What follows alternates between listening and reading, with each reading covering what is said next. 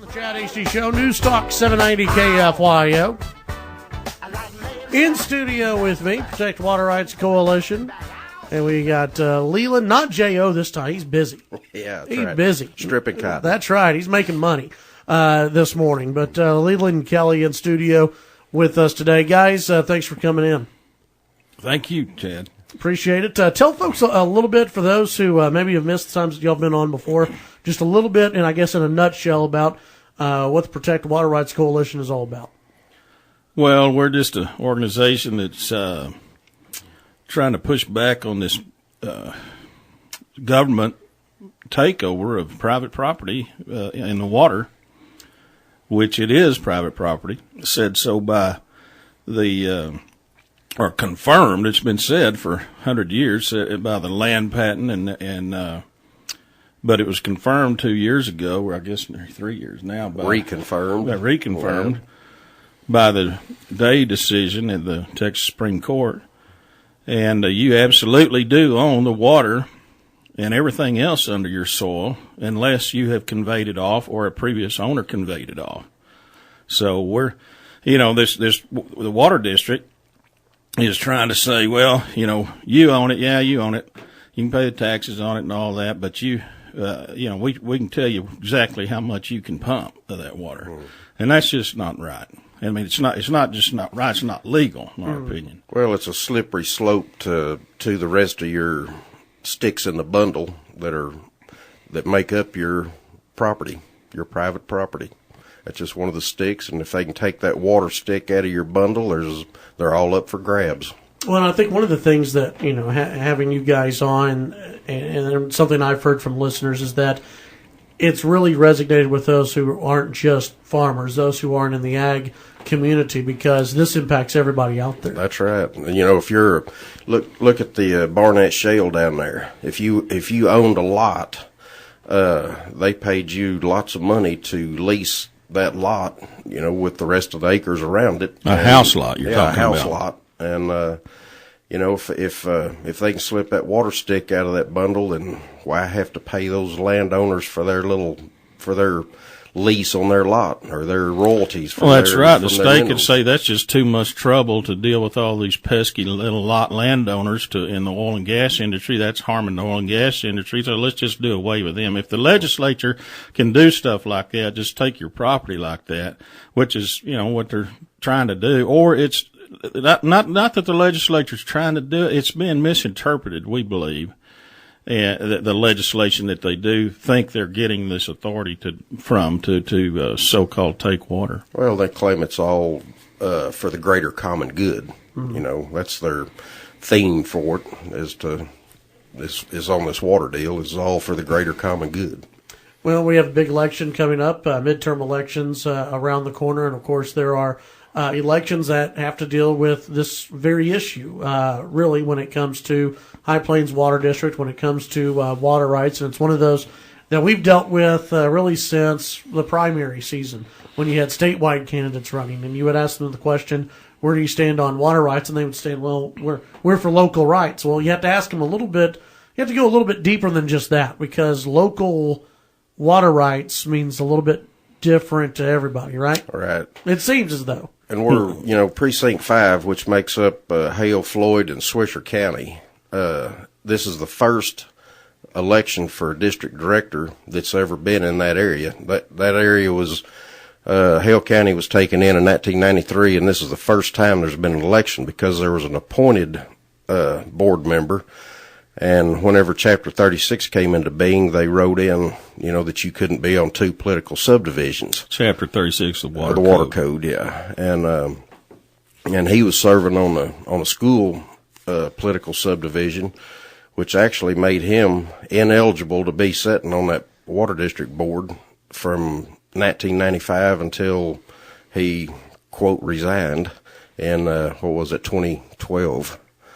And so anyhow, this is, and the director that has been appointed to that position is, according to Chapter 36, where you can't serve on two political subdivisions, is serving on the Regional Water Planning Group, which was created by the legislature and they have to operate under government code on their open meetings and all of that. So, I don't see any way it can't be a political subdivision being created by the legislature, So, we've got issue with him serving on 2 political subdivisions. Is it that people just don't, pay attention to this stuff, that's not noticed? Or that's right. That's exactly what it is. Okay. Yep. And,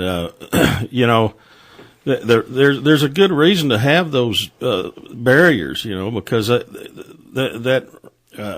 those regional groups can have influence on this water district board here. I mean, so if you've got, and actually they've got 2, the water district has 2 representatives on this one Region O, and then another one from the water district board is representing Region A. Region A. And, I guess that could be a good thing if they were for property rights, but, these guys that claim they're for property rights. Well, it's a top-down deal. The Water Development Board tells the regional water planning groups, here's what you're going to deal with, here's what the plan you're going to work off of, and then they do that for the Water Development Board, and then they pass it down to be administered by the water district. So, they call it local control, but in reality, it's a top-down, comes from Austin, and they tell them, here's what you're going to do. We'll go ahead. We'll take the break. When we come back, we'll talk more about this. Protect Water Rights Coalition in studio with me. We'll be right back. In studio with me right now, we've got Kelly and Leland in from the Protect Water Rights Coalition. And Leland, you were telling me, I guess before we went even on the air, about that some people in Precinct 5 aren't going to be able to vote? Precinct 5, which is Hale, Swisher, and Floyd County. We've had a lot of calls because it is the first time there's been an election there. We've had a lot of calls from people that want to know why it is. They own land there, but they are not residents there, and they can't vote for a district director. And, the problem is, they feel like if this water district actually has regulatory authority over their private property, they should be allowed to have a say in who the representative is for that property. They are paying taxes, so they say, well, it's taxation without representation. If I can't vote for my representative, and the only logical explanation for that is that, well, maybe you haven't joined. Maybe it's not a done deal. Are these people who own land over there, but they don't live on that land? That's right. Let me kind of elaborate on land. In a boll weevil thing that, several years back, if you lived out of the state, out of the county, whatever, and even out of the United States, you got a ballot mailed to you about that. And if you had land, if you had farmland. So, here this water district is representing billions of dollars worth of land. And, some people can't even vote about it. There's a lot of absentee landowners. And, even like myself, my land is not in Lubbock County. I live in Lubbock County. So I can't vote on the representative in the counties where I have land. And actually, I don't even own a house here. I rent my house in Lubbock. And so I have my voting deal is here, but I have no property, zero property here, but I can vote on this water district here that concerns billions of dollars. Well, so I am a farmer, so I'll get some say. But what if I wasn't a farmer and I had no property here? I could still vote on something that concerns billions of dollars.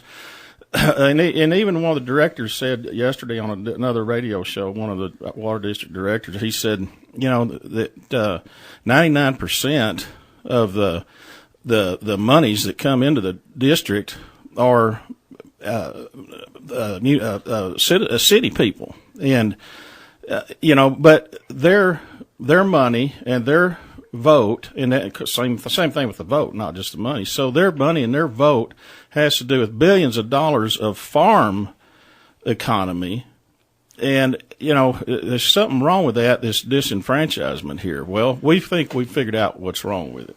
You talk about, and you hit on something there with a lot of the city money that's going in. There are so many people who are going out and voting in these elections that have no idea what the High Plains Water District is, what it does, how they represent, what they do. It's scary to really think about. They have that much power, yet nobody out there knows what they're voting for. What's wrong with 99% of the people can vote on something that 99% of, which is 99%, that the water district affects 99% of what the water district does affects agriculture. Right.